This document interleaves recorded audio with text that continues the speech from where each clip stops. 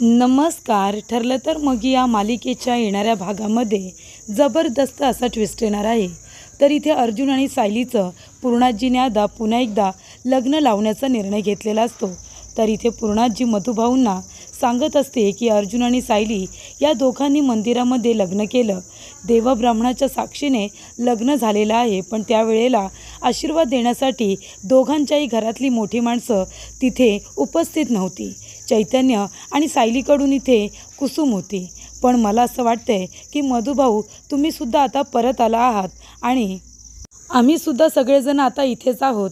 त्याच्यामुळे मला असं वाटते की अर्जुन आणि सायली या दोघांचं लग्न आपण पुन्हा नव्याने लावून द्यावं आणि त्या दोघांनाही इथे सगळ्या उपस्थित मंडळीचा त्याचबरोबर त्याच्या घरातील इथे वृद्ध माणसांचा दोघांनाही आशीर्वाद मिळावा अशी माझी तरी इच्छा आहे. तेव्हा इथे पूर्णाजी म्हणते, मधुभाऊ तुम्हालासुद्धा तुमच्या मुलीचं लग्न डोळे भरून बघायचं असेल तर हा निर्णय घेतलेला योग्य आहे का? तेव्हा इथे मधुभाऊ म्हणत असतात की अन्नपूर्णा मॅडम, अहो तुम्ही वयाने आणि मानाने दोघांनीही मोठे आहात. त्याच्यामुळे तुम्ही घेतलेला निर्णय हा योग्यच असेल. अर्जुन सायली या दोघांनी जरी लग्न केलं असलं तरीसुद्धा आपण त्या दोघांनाही लग्नामध्ये आशीर्वाद दिलेला नाही आहे. तेव्हा इथे आता पूर्णाजीला धूमधडाक्यामध्ये अर्जुन आणि सायलीचं लग्न लावून द्यायचं असतं. त्याचबरोबर गरिबांना दान द्यायचं असतं. असे खूप तिचे प्लॅनिंग असतात जे अर्जुन आणि सायलीच्या लग्नामध्ये पूर्णाजीला पूर्ण करायचे असतात. कारण इथे अर्जुन तिचा सगळ्यात मोठा आणि लाडका नातू असल्यामुळे पूर्णाजीच्या काही इथे इच्छा असतात ज्या मनापासून आता पूर्णाजीला त्या दोघांच्या लग्नामध्ये पूर्ण करायच्या असतात. त्यामुळे इथे आता मधुभाऊसुद्धा जेलमधून सुटून परत आलेले असतात. तेव्हा पूर्णाजीने मधुभाऊंसमोर हा विषय काढलेला असतो आणि मधुभाऊंचं मत विचारलेलं असतं. तेव्हा मधुभाऊंना तर काय सगळ्यात जास्त आनंद होतो. इथे अर्जुन आणि सायलीचं पुन्हा एकदा लग्न, ते सुद्धा धूमधडाक्यात, हे तर मला माझ्या डोळ्यांनी बघता येईल.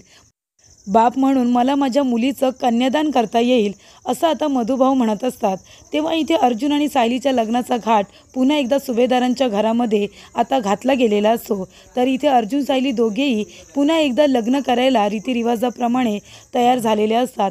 मात्र इथे प्रियाला खूपच जास्त राग आलेला असतो. तर इथे आता पुन्हा एकदा पूर्णाजीने प्रियाचा प्लॅन फ्लॉप करत अर्जुन आणि सायलीचं इथे धूमधडाक्यात लग्न लावून दिलेलं असतं. पण इथे अचानक असं काय घडतं की पूर्णाजीच्या मनामध्ये असा विचार येतो आणि त्याचबरोबर कट कारस्थानं करूनसुद्धा अर्जुन सायलीला वेगळं करण्याचा प्रयत्न करणारी प्रिया ही कशी तोंडावरती पडते आणि तिचा प्लॅन फ्लॉप होतो. आजच्या भागामध्ये सविस्तरपणे आपण बघूया. तर इथे प्रिया अर्जुन आणि सायलीमध्ये गैरसमज निर्माण करण्याचा प्रयत्न करत असते, जेणेकरून अर्जुन सायलीवरती रागवेल आणि तो तिला प्रपोज करणार नाही, डिरेक्टली घरातून जायला सांगेल. पण आता असं काही होत नाही. जेव्हा इथे तो मुलगा कोण आहे असं अर्जुन सायलीला विचारतो तेव्हा सायली त्याच्याकडे बघत राहते. अर्जुन म्हणतो, सांगा ना, तुम्ही MK रोडच्या इथे तुम्ही गुड वाईब्स या कॅफेमध्ये का गेला होतात आणि तो मुलगा कोण होता, त्याच्याबरोबर तुम्ही एवढ्या गप्पा मारत होता? तेव्हा इथे आता सायली म्हणत असते की अर्जुन सर, तुम्ही माझा पाठलाग करत होता का? तेव्हा अर्जुन म्हणतो, मला पाठलाग करायची गरज नाही आहे. माझं त्या बाजूला काम होतं. एका क्लायंटबरोबर मीटिंग होती म्हणून मी तिथे आलो होतो. तेव्हा मला तुम्ही तिथे दिसलात म्हणून मी विचार केला, तुम्ही तर चादरी घेण्यासाठी मार्केटमध्ये गेला होतात ना, मग त्या कॅफेमध्ये कशा काय आलात म्हणून मी तुम्हाला तिथे बघितलं. तेव्हा इथे सायली म्हणते, मग काय झालं, मी त्या मुलाबरोबर बोलले म्हणून तुम्हाला इतका राग का आला आहे? तेव्हा इथे अर्जुन म्हणतो, आणि रात्रीचे तुम्हाला इतके मेसेजेस कोण करते की तुझ्याजवळ कितीही बोललो तरीसुद्धा मन भरत नाही, असं कोण तुम्हाला म्हणत असतं? त्याचं मला उत्तर हवे मिसेस सायली. तेव्हा इथे सायली म्हणते, का पण तुम्ही का मला विचारताय? हे बघा सर, आपलं कॉन्ट्रॅक्ट मॅरेज आता संपलं आहे. तुम्ही काय माझा खरोखर नवरा आहात का?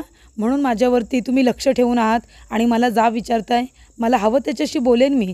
तेव्हा अर्जुन म्हणतो, मिसेस सायली, हे अजिबात चालणार नाही आहे, कळलं ना?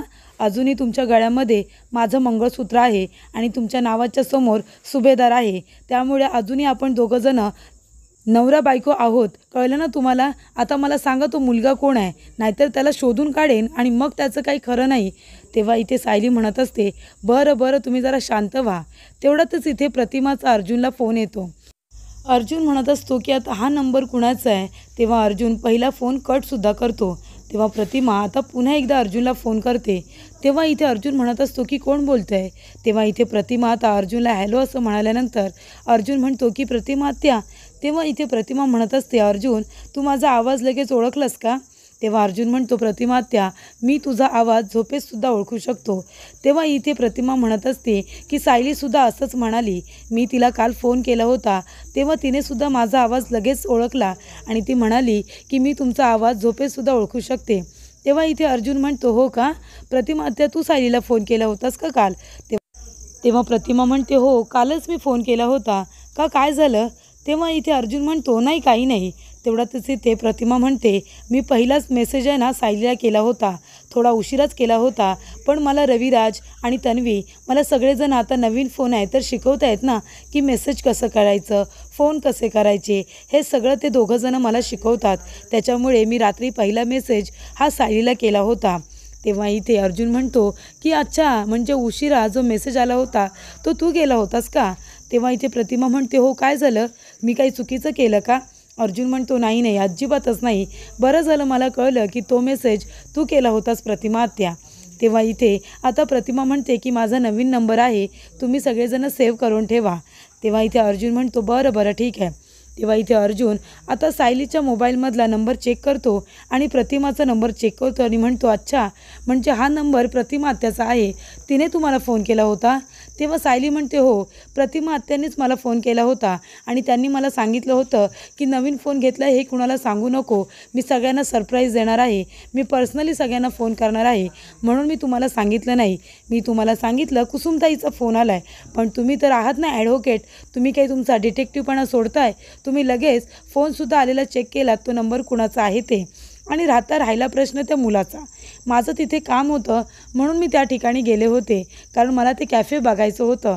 तो मुलगा तिथे आला होता आणि त्याने मला विचारलं की इथे गुड वाईब्स कॅफे कुठे आहे. तेव्हा मी त्याला सांगत होते की गुड वाईब्स कॅफे हेच आहे, फक्त त्याचं नाव चेंज झालं आहे. तेव्हा तो मुलगा म्हणत होता की इथे मी एका इंटरव्ह्यूसाठी आलेलो आहे आणि त्यामुळे मला असं वाटलं की मला उशीर झाला की काय, आणि कॅफे मी 3-4 वेळा शोधत होतो आणि या ठिकाणाहून मी 2-3 वेळा परत गेलो. तेव्हा मी त्या मुलाबरोबर बोलत होते, बाकी काही नाही, त्याची माझी ओळख अजिबातच नाही आहे, कळलं तुम्हाला? त्याला मी सांगितल्यानंतर तो त्याच्या रस्त्याला गेला आणि मी माझ्या रस्त्याला गेले होते. तेव्हा सायली म्हणते की मला अस्मिताताईने सांगितलं होतं की पनवेलमध्ये ते कॅफे सगळ्यात छान आहे, म्हणून मी फक्त ते बघायला गेले होते, बाकी काही नाही. तेव्हा इथे सायली म्हणत असते, तुमच्या मनामध्ये हा असा संशय आला तरी कसा? तुम्ही माझ्यावरती संशय घेताय, माझ्यावरती तुम्ही लक्ष ठेवताय, मला हे अजिबात आवडलेलं नाही आहे. तेव्हा इथे सायली आता अर्जुनवरती रागावलेली असते. तेव्हा अर्जुन आता चैतन्याला म्हणतो की माझ्याकडून खूप मोठी चुकी झालेली आहे, मिसेस सायली माझ्यावरती रागवल्यात. तेव्हा चैतन्य म्हणतो, का आता काय माती खाल्लीस तू? तेव्हा सगळा घडलेला प्रकार आता अर्जुन चैतन्याला सांगतो. तेव्हा चैतन्य म्हणतो, मग ठीक आहे, आता सायली वहिनीला तुला तुझ्या मनातली गोष्ट सांगायला हवी आणि तीसुद्धा लवकरात लवकर. तुझी जर बोलायची हिंमत होत नसेल तर तू एक चिठ्ठी लिही सायली वहिनीला. तेव्हा इथे आता अर्जुनने आपल्या सगळ्या मनातल्या भावना त्या आता चिठ्ठीमध्ये व्यक्त केलेल्या असतात आणि इथे आता अर्जुन म्हणत असतो, जर हे सगळं वाचून सायलीला आनंद झाला तर ती लाजेल, तिच्या चेहऱ्यावरती स्माईल येईल, ती खुश होईल, मग मला कळेल की जे माझ्या मनात आहे ते सायलीच्या मनामध्ये आहे. तर इथे आता अर्जुनने चिठ्ठी लिहून सायलीला प्रपोज करण्याचं ठरवलेलं असतं. तेव्हा इथे अर्जुन आता ती चिठ्ठी डायनिंग टेबलवरती नेऊन ठेवतो आणि एका बाजूला लपून बसतो आणि बघत असतो की सायली ती चिठ्ठी वाचून कशी रिॲक्ट करते. तेव्हा इथे सायली आता ती चिठ्ठी बघते आणि नंतरला ती वाचते. तेव्हा तिच्या चेहऱ्यावरती स्माईल वगैरे अजिबातच येत नाही, ती आता खूपच जास्त विचारात असते असं अर्जुनला दाखवते. त्यानंतरला सायली खूप वेळ काही बोलतच नाही. तेव्हा अर्जुन म्हणतो, तुम्ही इथे चिठ्ठी ठेवली होती ती वाचलीत का? तेव्हा सायली म्हणते, हो वाचली. तेव्हा अर्जुन म्हणतो, मग काय तुम्ही बोलला नाहीत? तेव्हा सायली म्हणते, त्यात काय बोलायचं? आणि ती त्याच्या बोलण्याला आता टाळाटाळ करत असते, त्याच्या उत्तरांना टाळाटाळ करत असते. तेव्हा इथे अर्जुनला कळतच नाही की नक्की सायलीच्या मनामध्ये आहे तरी काय. तेव्हा इथे आता सायलीने अर्जुनला मेसेज केलेला असतो आणि तिने एका कॅफेचा ॲड्रेस पाठवलेला असतो, ज्या कॅफेमध्ये फक्त शांतता असते आणि सगळेजण एकमेकांशी फक्त गप्पा मारत असतात, तिथे म्युझिक वगैरे काही नसतं. तर इथे आता सायलीने अर्जुनला छान पद्धतीने आपल्या मनातल्या भावना सांगण्याचा विचार केलेला असतो आणि त्या कॅफेमध्ये आता ठरलेल्या वेळेमध्ये 7 वाजता अर्जुन तिथे पोचतो आणि इथे ऑफिशियली आता सायली अर्जुनला आपल्या मनातल्या भावना व्यक्त करते. ती म्हणते की माझंसुद्धा तुमच्यावरती खूप जास्त प्रेम आहे. तर अशा पद्धतीने आता दोघांनी एकमेकांना सरप्राईज दिलेलं असतं आणि ऑफिशियली प्रपोजसुद्धा केलेलं असतं. त्यानंतरला दोघांमधलं प्रेम हे अजूनच वाढत गेलेलं असतं. दोघांनी एकमेकांना मनापासून स्वीकारलं असल्यामुळे आता दोघांचा आनंद हा सगळ्यांना दिसत असतो. तेव्हाच इथे डायनिंग टेबलवरती सगळेजण आता ब्रेकफास्ट करत असताना पूर्णाजी म्हणते की मधुभाऊ, मला असं वाटतंय की तुम्हीसुद्धा इथे आहात आणि बाकीचे सगळेसुद्धा इथे आहेत. तर आपण सायली आणि अर्जुनच्या पुन्हा एकदा लग्नाचा विचार करूया का? म्हणजे त्या दोघांनी जरी लग्न केलं असलं तरीसुद्धा मला असं वाटतंय की आपण त्या दोघांचं लग्न बघितलेलं नाही आहे. अर्जुन आमच्यासाठी किती लाडका आहे आणि सायलीसुद्धा किती लाडकी झाली आहे हे तुम्हीसुद्धा बघितलं आणि तुमची सायली तुमच्यासाठी किती महत्त्वाची आहे मलासुद्धा माहिती आहे. आता त्या दोघांचं लग्न झालं, पण कन्यादान करायला तुम्ही होतात का? तेव्हा आता तुम्हीसुद्धा इथे आहात म्हणजे तुम्ही सायलीचं कन्यादान कराल आणि आपल्यालासुद्धा अर्जुन सायली यांना आशीर्वाद देता येईल. सगळ्या परिपाहुण्यांचासुद्धा त्या दोघांना आशीर्वाद मिळेल. म्हणून माझी अशी इच्छा आहे की आपण धूमधडाक्यात इथे अर्जुन सायलीचं पुन्हा एकदा लग्न लावून देऊया. कारण पूर्ण सगळ्या लोकांनी बघितलं पाहिजे की अन्नपूर्णा सुभेदार हिच्या नातवाचं लग्न कशा पद्धतीने साजरं झालेलं आहे. मला माझ्या रीतीने त्यांचं लग्न लावून द्यायचं आहे. गरिबांना दान धर्म करायचा आहे आणि सगळ्या गरजू लोकांना मला इथे काही गिफ्ट्स द्यायचे आहेत. तेव्हा मला त्या दोघांचं पुन्हा एकदा लग्न लावून द्यायचं आहे. तेव्हा मधुभाऊ म्हणतात की तुम्ही घेतलेला निर्णय हा योग्यच आहे. अर्जुन सायलीलासुद्धा हा निर्णय आता पटलेला असतो.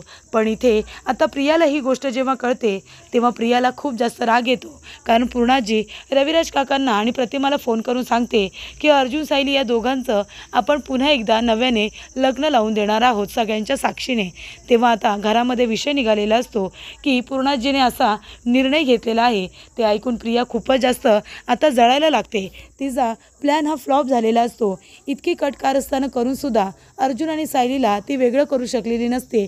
उलट इथे पूर्णाजीने दोघांचं आता पुन्हा एकदा लग्न लावून इथे प्रियाचा पत्ता आता कायमचा कट केलेला असतो आणि इथे मनापासून सायलीचा सून म्हणून स्वीकार केलेला असतो. त्यामुळे इथे प्रिया खूपच जास्त संतापलेली असते आणि टेन्शनमध्ये आलेली असते.